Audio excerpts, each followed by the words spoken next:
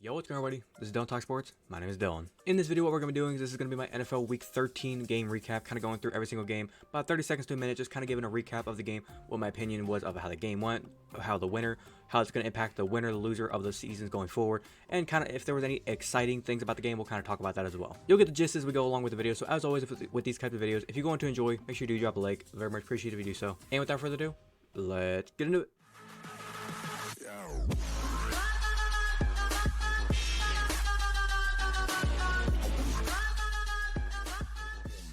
First up, we got Seahawks, Cowboys. This was actually an exciting game.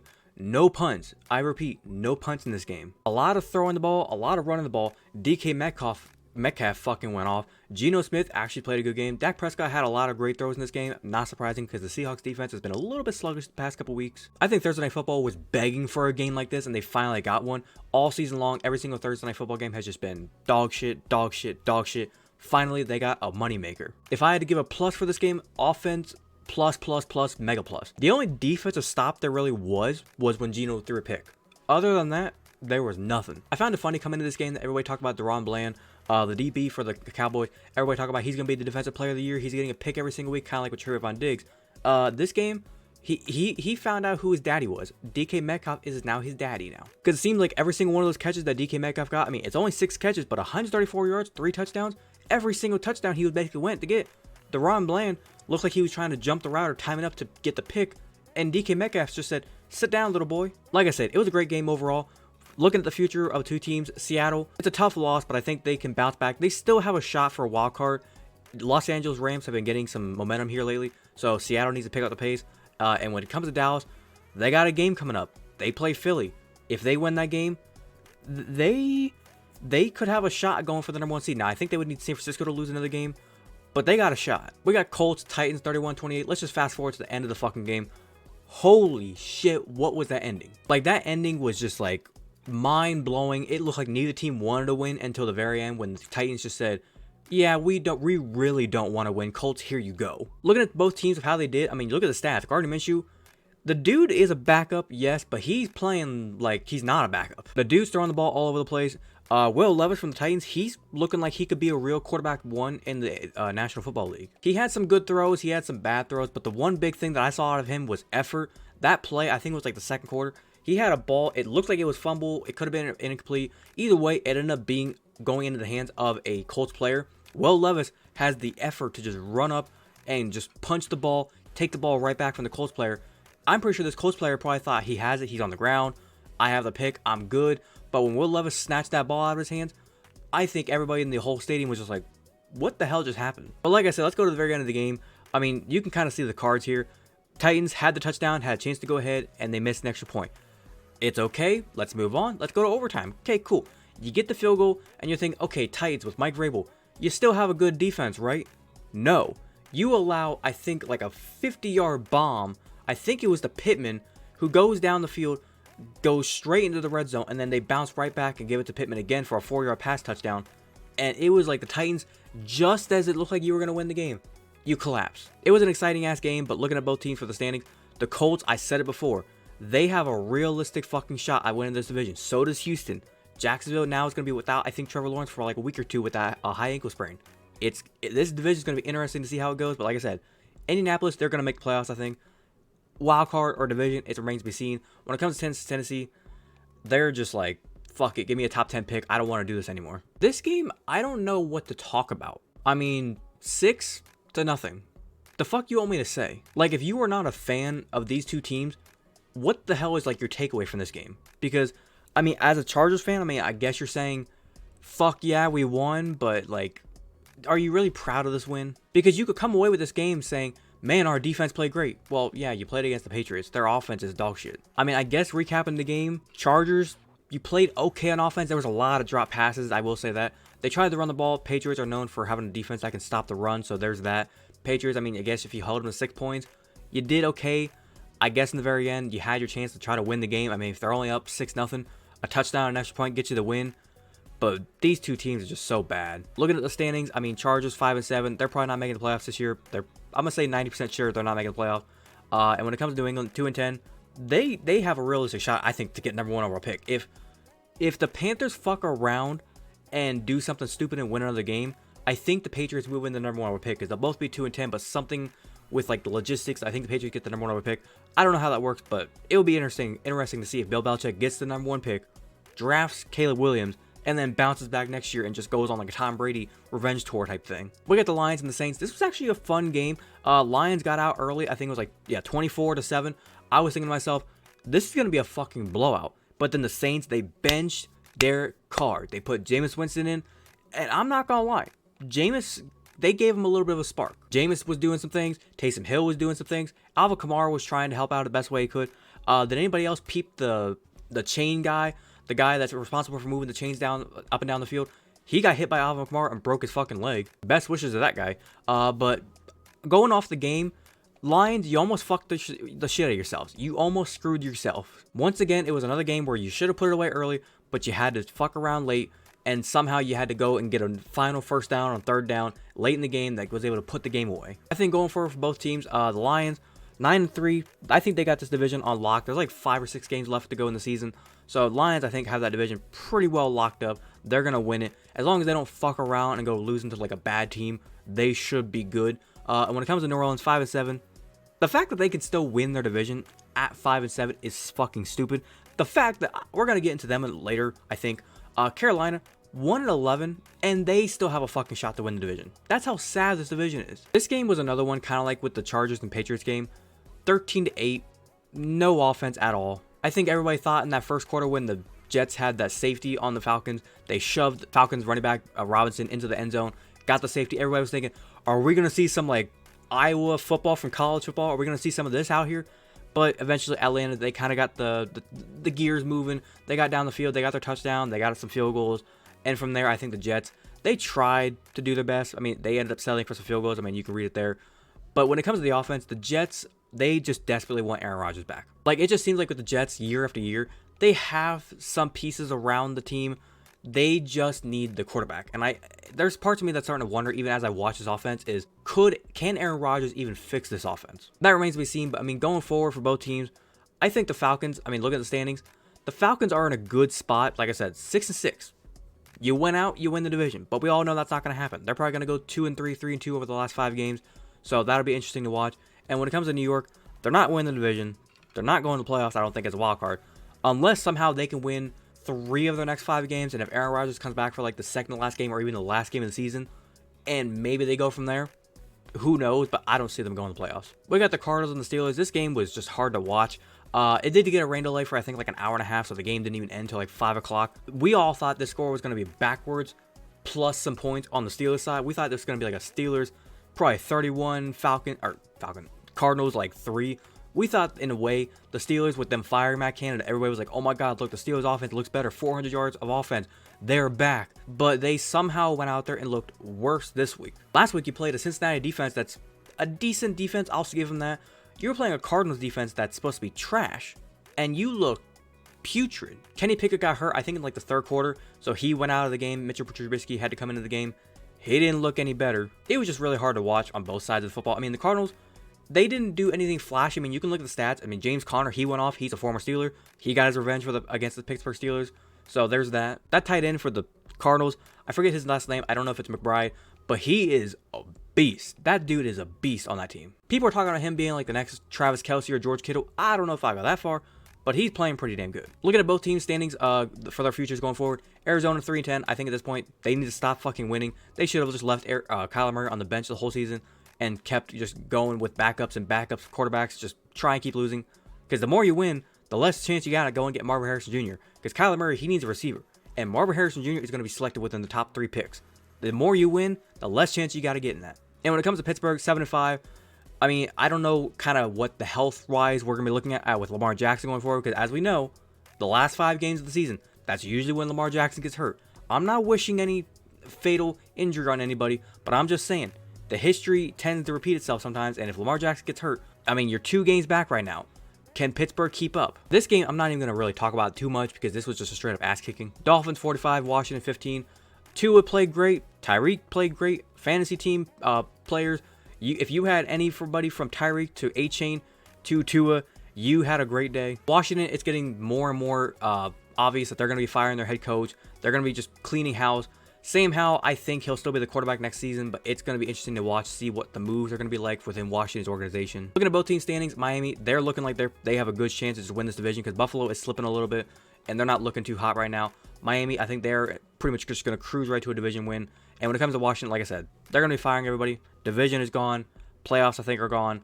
They're just trying to just finish out the season. We got the Broncos and the Texans. This was a fireworks type of game. I realize the score isn't like super high like the Seahawks and Cowboys game was, but this game was exciting. First up, prayers out to Tank Dell. That injury looked horrible. He broke, I think, his leg, his right leg on that play. It was a bad play call, in my opinion. Usually when you have like those power runs or those really big body type runs, you don't bring your receivers in that tight. Usually you take your receivers and put them way out on the outside to just divert some corners out there. Make it maybe the box a little bit lighter for your running back to be able to run through.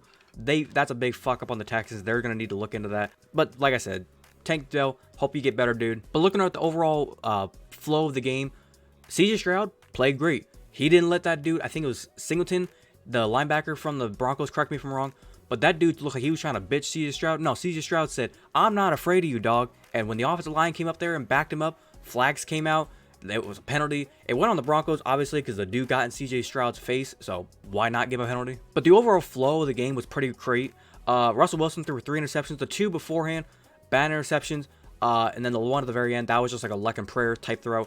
It was like 40 seconds to go, 30 seconds to go. He needed to just throw something up, and he was trying to just do anything he could to just get a throw into the end zone and try to win the game. I think it was Devin Singleton or Singletary. He ended up jumping in front of the ball, getting the pick, so that was great. Looking at both teams' standings, Denver, if they would have won this game, they would have been 7-5, and Kansas City might have been scared of losing their division title hopes. When it comes to Houston, like I said, they're kind of with Indianapolis. I think Houston and Indianapolis, they have a realistic shot of going to win the division. We got 18-21 Carolina, Tampa Bay. This was an interesting game. Once again, this is one of those games out of Baker Mayfield where he played okay. He played an average game. He did some things. Mike Evans, he went off, had a great day for receiving and fantasy. Chris Hubbard from the Panthers, running the ball like crazy. Bryce Young, here's my thing I want to get off my chest. Everybody called him a generational talent. He was going to be one of the greatest things we've seen come out of college. Where has it been? Like, everybody thought he was going to come into the draft and he was going to get drafted and he was going to be so good for the Panthers. Where's it been? Like, I'm not saying the Panthers need to be going to the playoffs right now, but I'm just saying at least can they try and be 5-12, 6-11, and just be average. And they have just been horrible on offense all year long. But going forward, looking at the standings, Tampa Bay, like I said with Atlanta earlier, Tampa Bay is in one of those boats where they could probably win this division, having a record anywhere from 7-10 to maybe 9-8 at best. And when it comes to Carolina, it kind of sucks that they're 1-11, could finish the season with maybe 3 wins max, and end up with the number 1 pick and not even be able to use it because Chicago's going to have it. Next up, we got Browns, Rams, 19-36. I'm a Browns fan, for any that do not know. I'm a full-on Browns fan, so if you want a full kind of in-depth breakdown of this game as a Browns fan, kind of reacting to this game from start to finish, everything in detail, I'll put the link right there in the top corner of the screen if you want to go check that out. I did a full video kind of breaking it down. Kind of a quick summary. I mean, the Browns, they had to start Joe Flacco. Joe Flacco played, I'm not going to lie, he played a pretty good game. Running the ball was not there. Amari Cooper went out, I think, in like the second quarter with a hit to the head. He went out for a concussion protocol. But I mean, you can see the game all the way into the fourth quarter. We stayed in the game.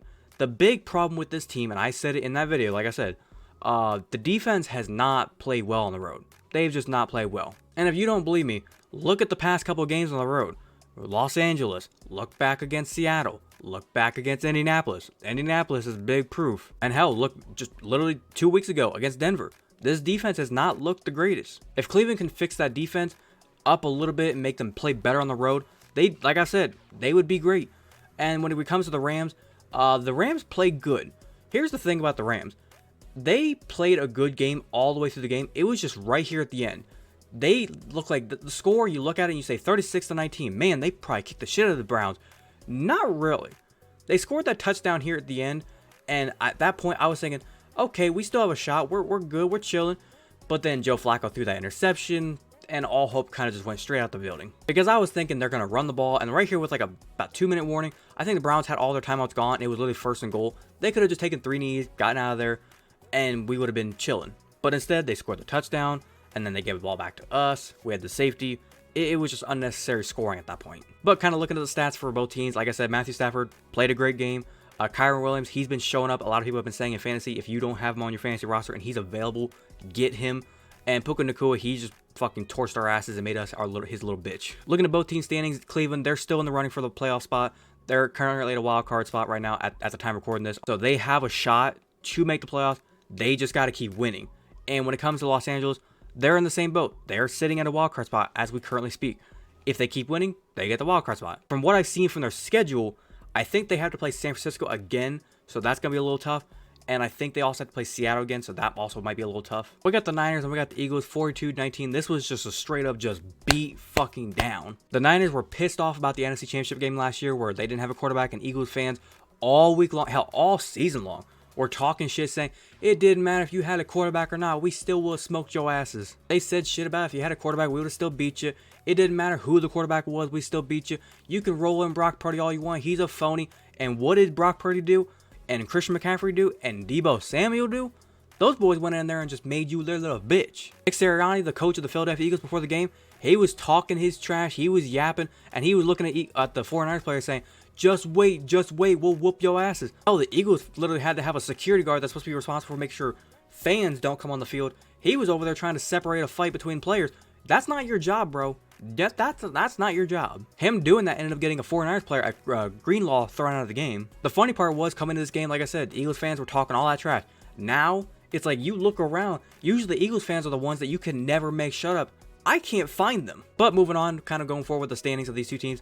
49ers, 9-3. I believe Philadelphia, like I said earlier on, they played Dallas. I think if Philadelphia loses to Dallas, Dallas and Philadelphia will both be 10-3. And if San Francisco wins this week, they will also be 10-3. And I think since San Francisco already beat the living shit out of Philadelphia and beat the living snot out of the Cowboys, the 49ers would be the number 1 seed. I'm not going to lie, that's pretty interesting. We got 2 more games. We got Sunday Night Football here. We got the Chiefs and the Packers, 19-27. Taylor Swift's in the house. I thought Travis Kelce didn't lose whenever Taylor Swift was in the house. Well, they did. And surprisingly, Travis Kelce, 4 catches, 81 yards. You look at that and you say, that's still pretty good. But when Taylor was in the house, I thought he does great.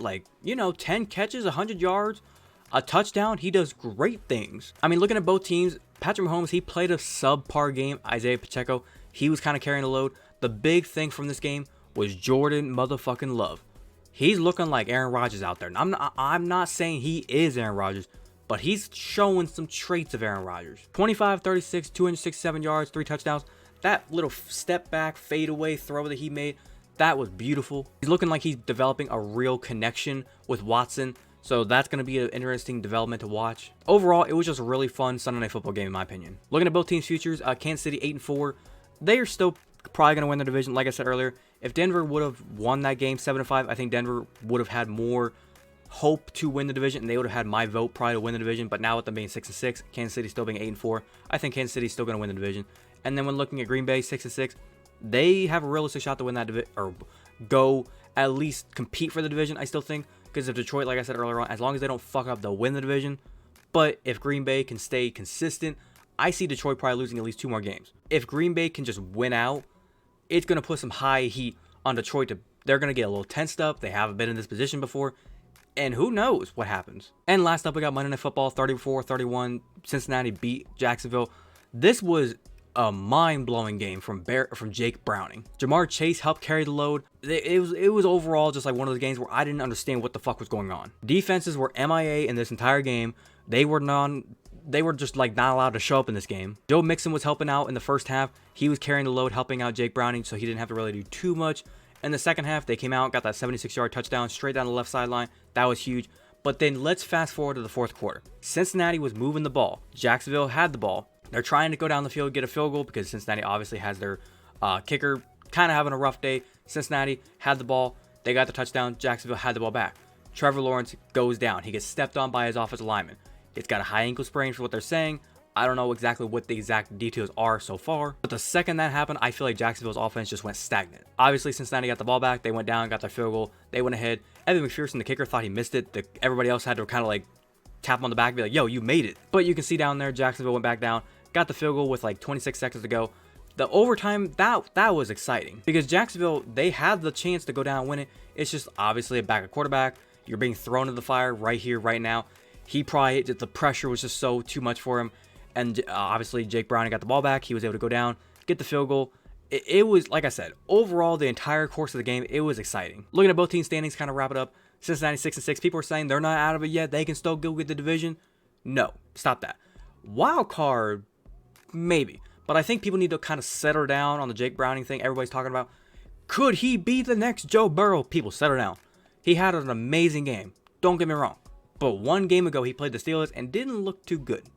Settle down. And then fast forwarding over to Jacksonville, I mean, they're 8-4. If Trevor Lawrence is going to be done for a few weeks, that's opening up the window for Indianapolis and Houston to crawl right back in that division race. But if he's only down for a game, or maybe if he doesn't even go down any games and he still plays and he still looks good on the field and is winning games, I think Jacksonville will be okay. But other than that, that's going to wrap up today's video. That's been my full kind of NFL game recap for NFL Week 13. If you wanted to watch the entire today's video, thank you very much. And if you went on to enjoy, as always, make sure you go and drop a like. It's very much appreciated if you do so. Like I said, if you wanted to watch the entire today's video, thank you very much. And maybe you watched and maybe I missed a detail about your favorite team. Maybe I said something about your favorite team. Maybe you want to add your opinion down in the comment section down below as to how your team did, as to how a certain game went. If you want to leave your opinion on any of these games down in the comment section down below, feel free to do so. If you are a fan of the content that I do post here and you want to go and hit that big red subscribe button, feel free to do so. And do not forget to hit that little notification bell to be notified the second I post. But without further ado, this has been Dylan Talk Sports.